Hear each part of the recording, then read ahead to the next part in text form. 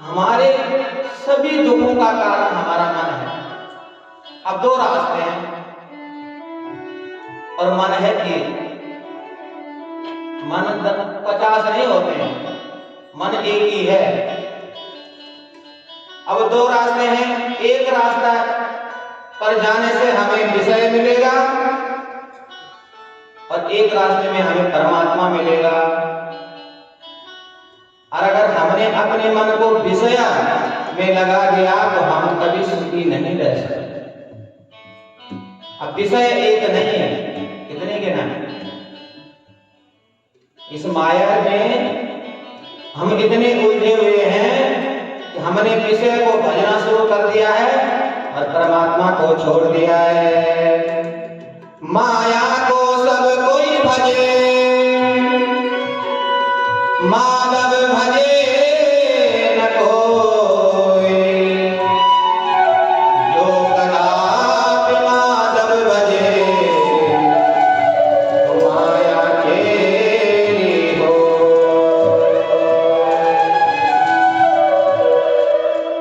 हम कर क्या रहे हैं? माया है, उसी के पीछे, उसी का चिंतन। अरे जिसकी वो दासी है उसका भजन तो करो। माया कब हमारे पर असर नहीं करेगी? जिसकी वो माया दासी है ना, उसका चिंतन करो। उसका चिंतन छोड़े, दासी का चिंतन हो। और भगवान के पास है क्या?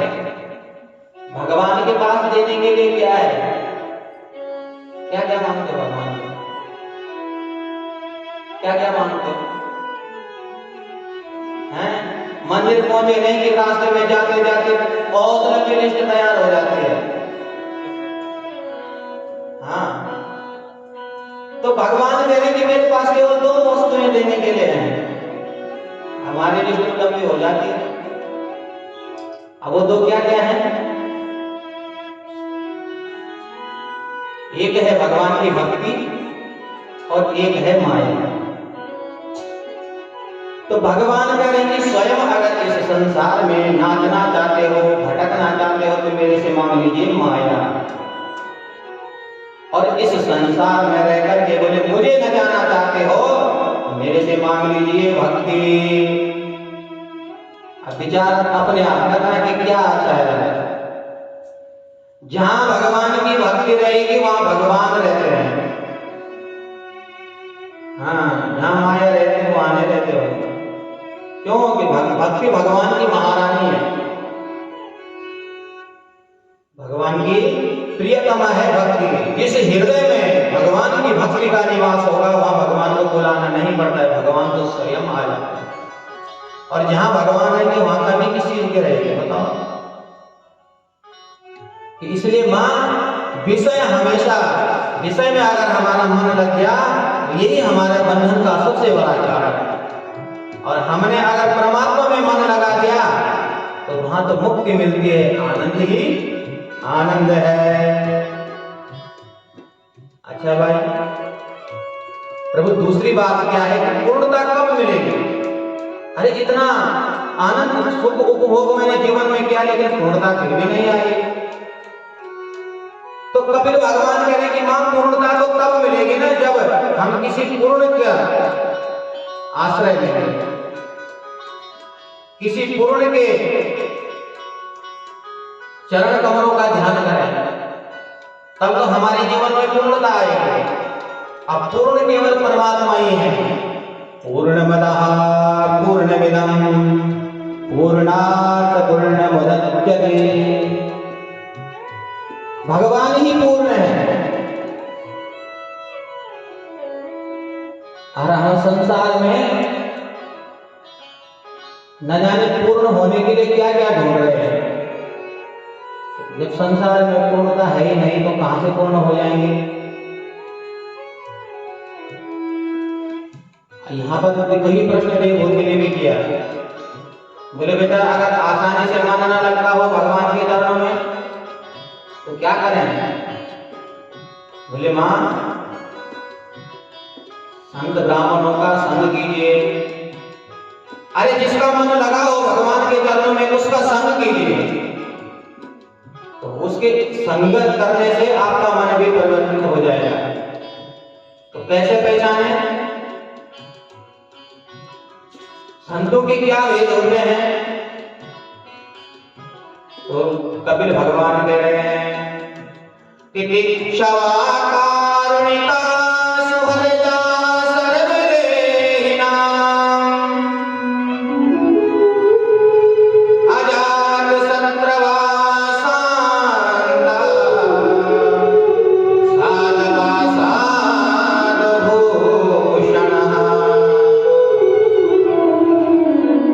तितिक्षवा मतलब जो सहनशील हो। अगर जीवन में कुछ ऊपर नीचे हो भी गया तो सहन कर सकता है।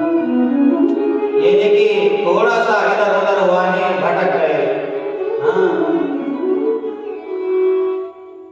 कारुणिका मतलब जो दयालु हो। सुहृदा सर्वदेहिनां समस्त देहधारी को अपना मित्र मानता है, जिसका कोई भी शत्रु ना हो। अजात शत्रु, जिसका कोई शत्रु है ही नहीं। यही तो है साधुओं का भूषण। अब साधु का मतलब ये नहीं कि बड़ी बड़ी जटाएं हमने बना दी, मालाएं गले में धारण कर दी, हम साधु हो गए। अरे संसार तो छूटा ही नहीं हमारा, मोह माया से तो बाहर निकले नहीं, और जटाओं को बढ़ाने से हम साधु हो जाएंगे। और आजकल होता ही ऐसा है ना। डुप्लीकेट माल जो होता है ना, उसकी पैकिंग बड़ी आकर्षक होती है, हमारा मन खिंच जाता है। और भगवान कपिल कह रहे हैं कि ये लक्षण है कि जिसमें ये लक्षण घटते हैं हर पुरुष वो साधु है, हर जीव वो साधु है जिसके अंदर ये लक्षण हो। जो सहनशील जिसके अंदर हो, जिसके अंदर प्राणी मात्र के लिए दया हो, जिसका कोई जो शत्रु किसी को मानता ही नहीं, और जो समस्त देहधारी में अपने परमात्मा के दर्शन करता हो, वही तो साधु है।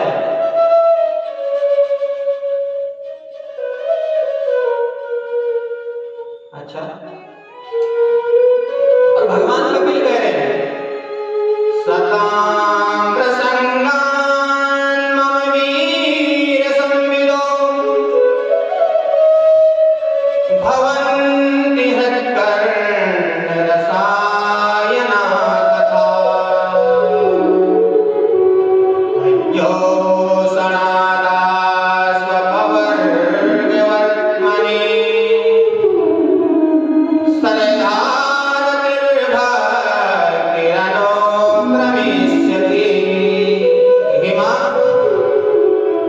सतपुरुषों के समागम से बोले परमात्मा यानी मेरे, क्योंकि कपिल भगवान स्वयं, भगवान ही तो कपिल बनकर आए हैं, बोले मेरी कथा का ज्ञान कराते हैं।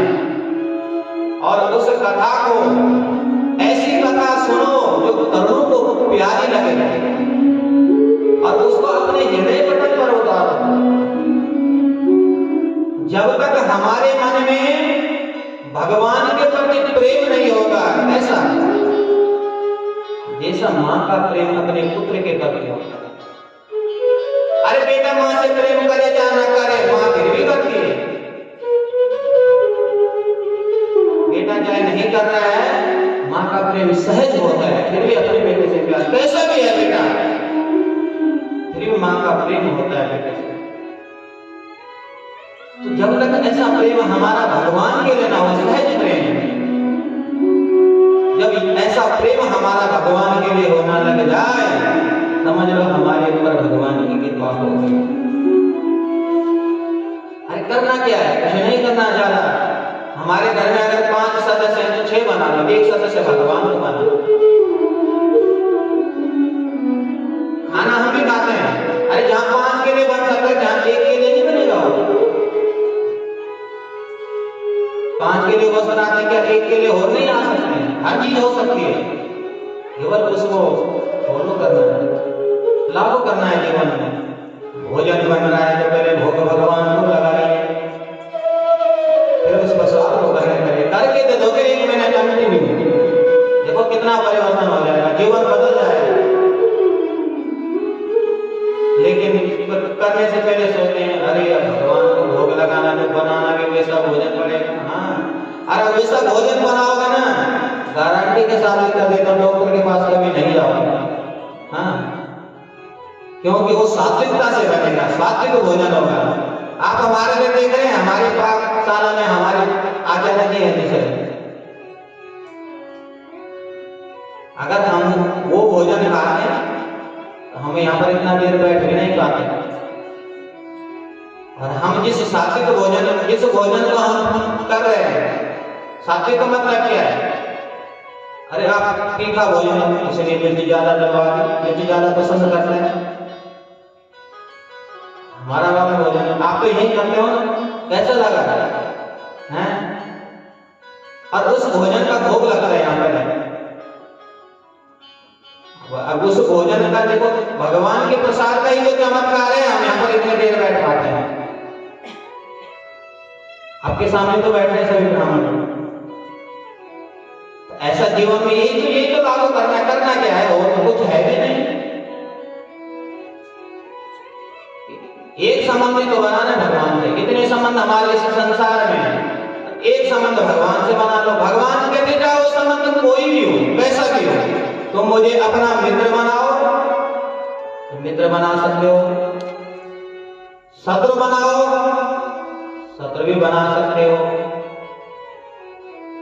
स्वामी बनाओ, वो भी बना सकते हो, अपना पुत्र बनाओ, वो भी बना सकते हो, अपना पिता बनाओ, वो मैं सब बनने के लिए तैयार है।